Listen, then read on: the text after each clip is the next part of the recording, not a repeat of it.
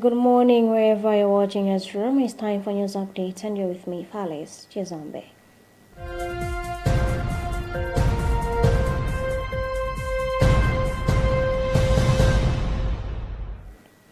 Pope Leo XIV encouraged Catholics to be proactive in their faith during his Wednesday general audience, reflecting on the parable of the rebels in the vineyard from the Gospel of Matthew.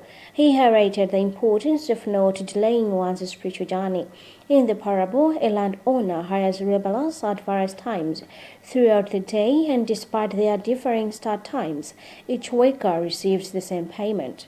The Pope emphasized that God's generosity and mercy are not bound by human constraints of time.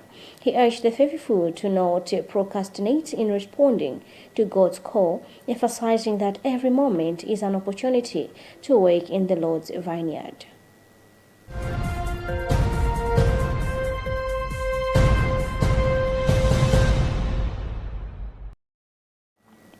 The Ministry of Basic and Secondary Education says the planned recruitment of 26,000 teachers by the Ministry of Local Government through local councils will help reduce the teacher-pupil ratio, which currently stands at 1 to 65. Spokesperson for the ministry, Christopher Banda, said as the many stakeholders in the country's education sector, they are pleased with the development.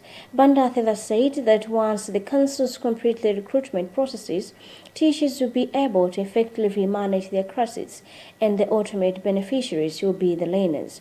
According to data from the ministry, there are around 64,000 teachers against over 5 million learners in the country's primary schools in the country.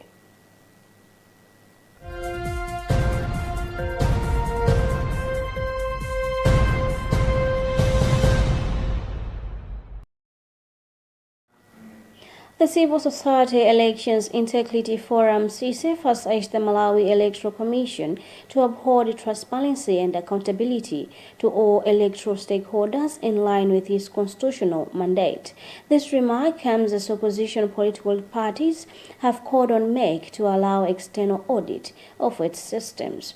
Benedicto Kondowe, chairperson of CISEF, said that while he acknowledges the right of political parties to seek clarity on the electoral process, he cautions against any audit demands that could compromise the integrity and security of MEC systems.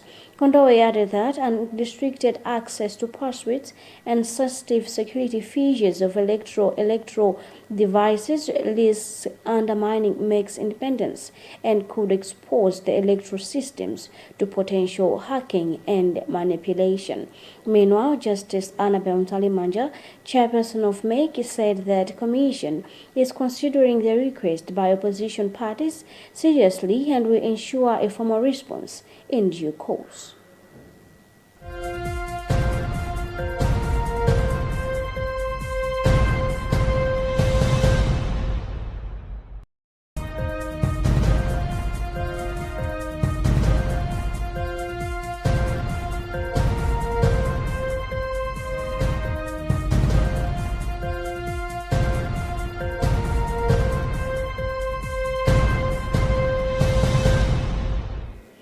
Malawi and Mozambique are expected to sign a bilateral air services agreement aimed at improving air connectivity between the two countries.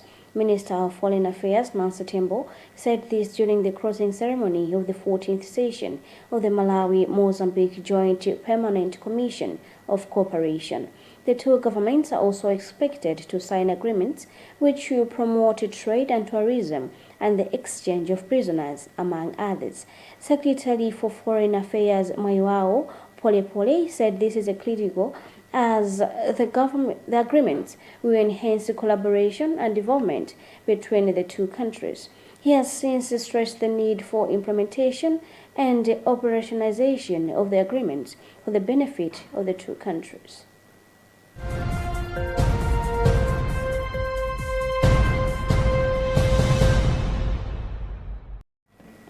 The International Monetary Fund (IMF) has recommended that Malawi take urgent but bold steps to tighten fiscal and monetary policies, reform exchange rate systems, and address mounting debt vulnerabilities.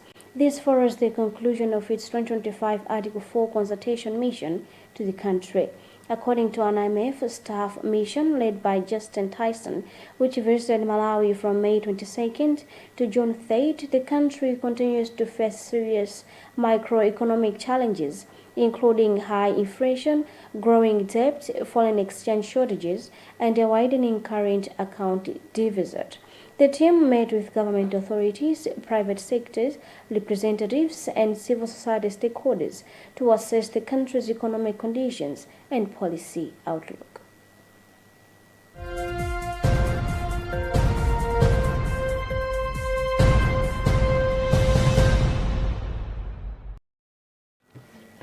U.S. President Donald Trump has signed a proclamation banning nations from 12 countries from entering the United States, citing security concerns related to foreign terrorists and other threats.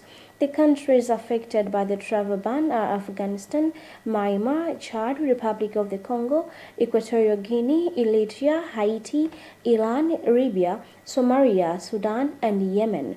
This directive is part of an immigration crackdown launched by Trump at the start of his second term, which also includes deporting Venezuelans suspected of being gang members to El Salvador and efforts to deny enrollments of some foreign students and deport others.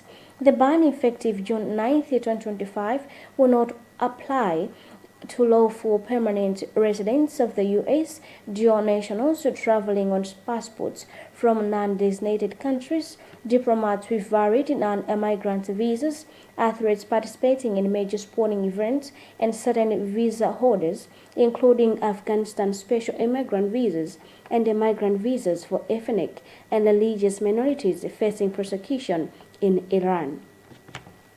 7 other countries, Burundi, Cuba, Laos, Sierra Leone, Togo, Turkmenistan, and Venezuela, will face partial travel restrictions.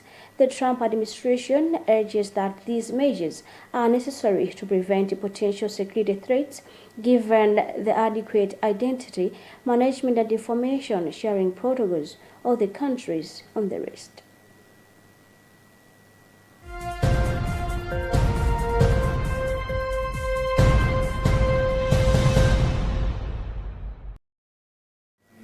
That's it for now. Thank you so much for tuning in. Keep it Luntha TV. I've been Fales Jizombe. Good morning once again.